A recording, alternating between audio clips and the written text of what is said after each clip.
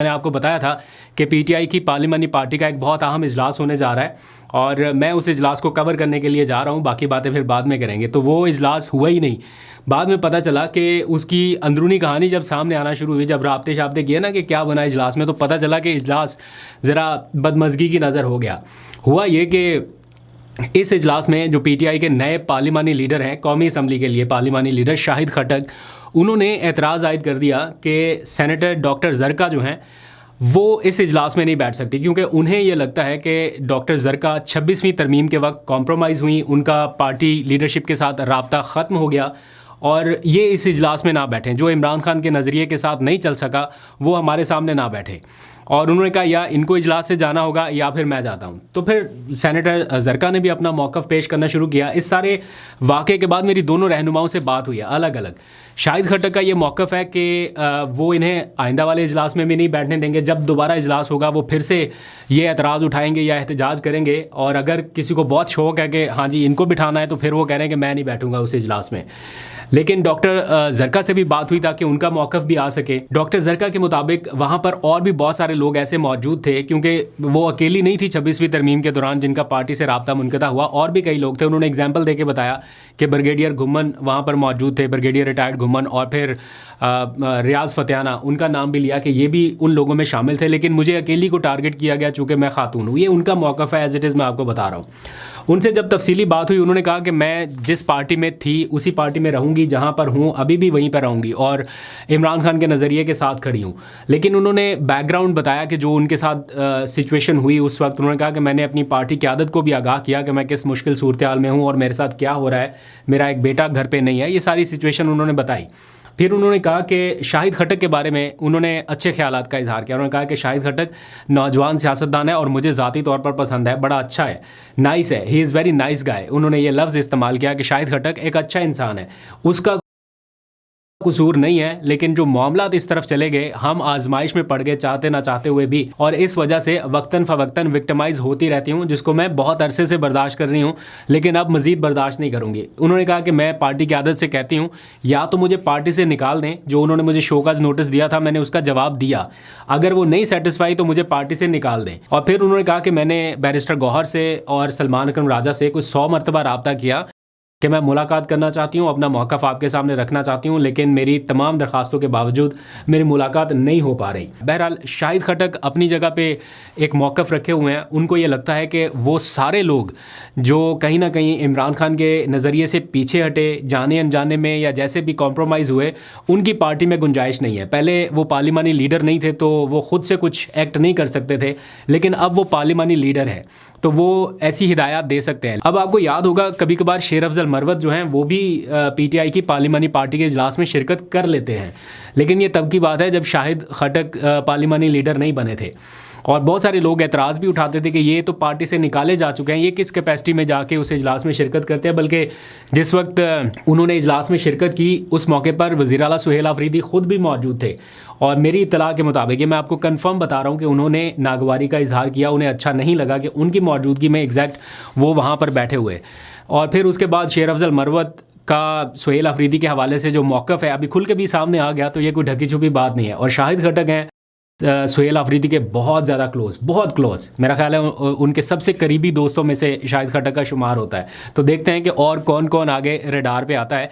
लेकिन to be honest, मैंने जितनी कवरेजेस की हैं पार्लिमानी मामलात के हवाले से, डॉक्टर ज़रका के हवाले से जो हुआ वो कोई ऐसी सिचुएशन थी, अनवांटेड सिचुएशन जैसे होते ना, जिसमें कोई ना चाहते हुए फंस गया। मैंने अभी हाल ही में जब 27वीं तरमीम हो रही थी तो मैंने देखा कि वो इमरान खान की तस्वीर पकड़ पकड़ के उन इजलासों में शिरकत कर रही थी। दिल का हाल अल्लाह बेहतर जानता है, लेकिन ये इस टाइम की सिचुएशन है। तो आप बताइए कि क्या होना चाहिए।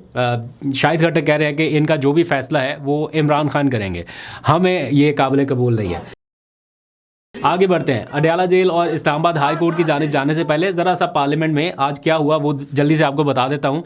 आपको पता है अपोजिशन लीडर महमूद अचकज़ई कौमी असम्बली में बन गए। उन्होंने अपने चैम्बर का दौरा किया और अपनी नशिस्त संभाल ली है। उनको मुबारकबादें भी दी जा रही हैं। एक तरह से उन्होंने दुआया तकरीब के साथ वहाँ पे बाकायदा दुआ भी हुई और उन्होंने इस मिशन का बाकायदा आगाज़ कर दिया कि इमरान खान की रिहाई के साथ साथ मुल्क में सियासी टेम्परेचर किस तरह से वो कम कर सकते हैं या अपना किरदार अदा कर सकते हैं।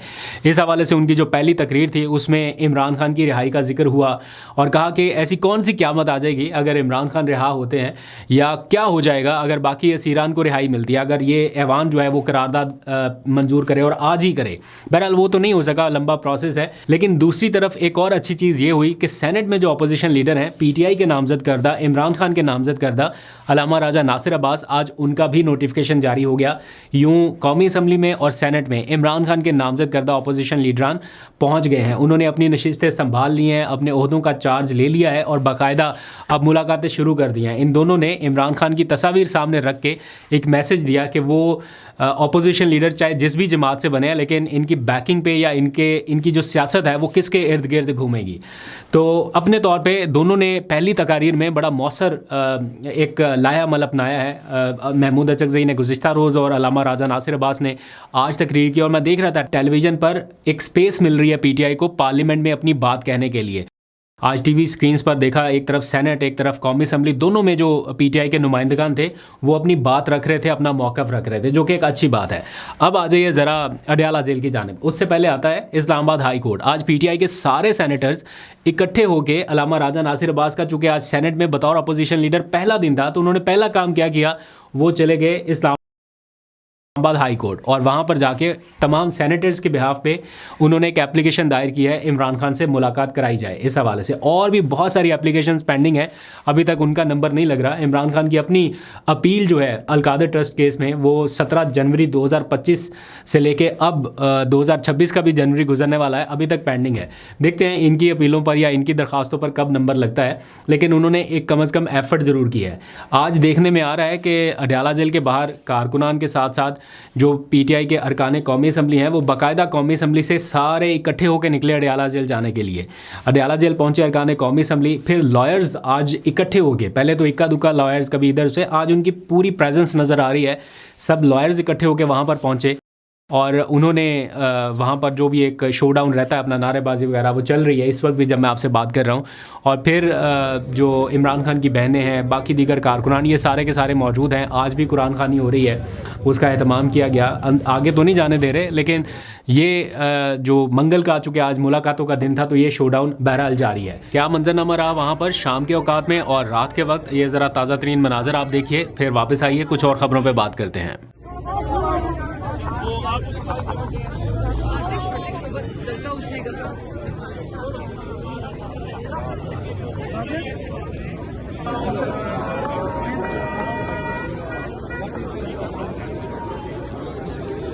कोई भी खड़ा ना हो प्लीज, वो जगह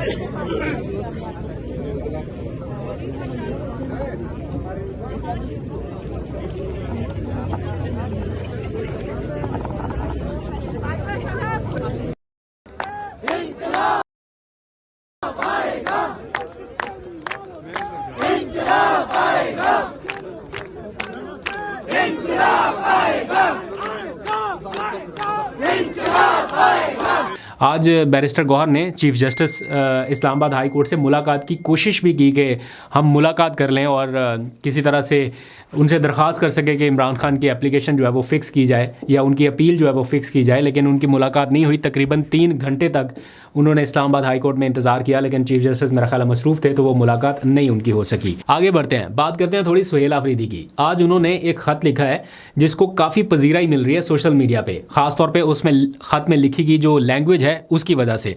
ये ख़त उन्होंने तहरीर किया है वज़ीर आला सिंध मुराद अली शाह को, और इसका जो उन्वान है या जिस वजह से लिखा गया वो गुल प्लाजा होने वाला सारा वाक़या है। और इसमें जो लिखा गया, मैं एज़ इट इज़ आपको पढ़ के बता देता हूँ, पूरा ख़त नहीं लेकिन थोड़ा सा मैं मतन पढ़ देता हूँ। इसमें लिखा गया कि इस अलमनाक सानहे में कीमती इंसानी जानों के ज़िया पर मुझे दिली सदमा पहुँचा है।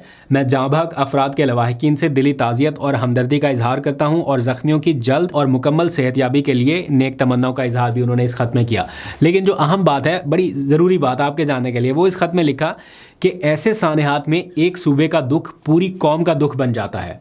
खैबर पख्तूनख्वा के अवाम और हुकूमत सिंध के अवाम और हुकूमत के साथ मुकम्मल यकजहती, हमदर्दी और ताउन का इजहार करते हैं। ये बहुत प्यारी लाइंस लिखी गई हैं एक ऐसे वक्त में जब खैबर पख्तूनख्वा के वज़ीर आला के साथ आखिरी दिनों में सिंध में क्या हुआ वो रिपोर्ट हुआ, और उसके साथ ही उन्होंने इस सारे मामले पर कोई सियासत नहीं की। देने वाले सियासत का रुख दे सकते हैं कि ये ख़त भी कोई सियासी शोबदाबाजी है या ये वो, ऐसे कोई बयानात आपको सुनने में देखने में आ सकते हैं, लेकिन ये बड़ी बात है। एक आला ज़रफ़ी का मुज़ाहरा किया गया कि उन्होंने ख़त लिख के ना सिर्फ ताज़ियत की, इज़हार हमदर्दी किया, बल्कि पूरी खैबर पख्तूनख्वा आवाम के बिहाफ पर और हुकूमत खैबर पख्तूनख्वा के बिहाफ पर उन्होंने सिंध हुकूमत को ये यकीन दहानी कराई है कि वो इस सारे मामले में हुकूमत के साथ हैं, मुकम्मल यकजहती, हमदर्दी और ताउन का इजहार करते हैं।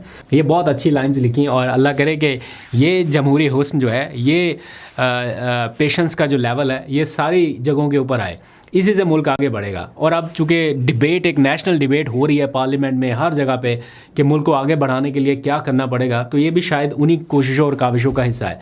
अल्लाह करे इन कोशिशों को कामयाबी मिले।